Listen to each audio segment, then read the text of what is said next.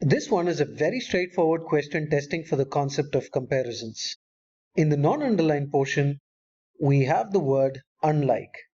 And we must remember that the words like and unlike are used to compare nouns.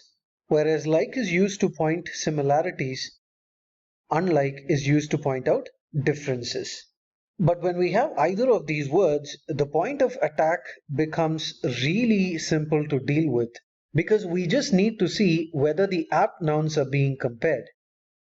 So when we take a vertical scan through the answer choices, we can see that A, B, and C say company, whereas D and E say company's research. So we just need to check whether the company is to be compared or the company's research is to be compared. Now, just to make the attack a little more complicated, GMAT will introduce some modifiers after the main noun. But we just need to ignore the modifier constructions present and look at the subject of the main clause. And we can see that the subject of the main clause is actually in the non-underlined portion. And obviously the non-underlined portion is perfect.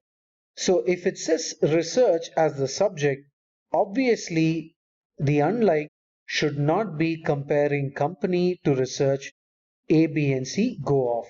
So the company's research should be compared to the research.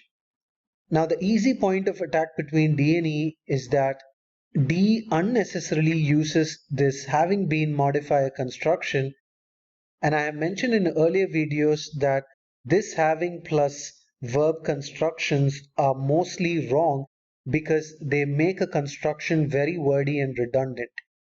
When we can directly say that the research was on a certain matter, why in the world would we need to use a very awkward modifier construction saying the research having been based on this matter? So D is out by redundant construction.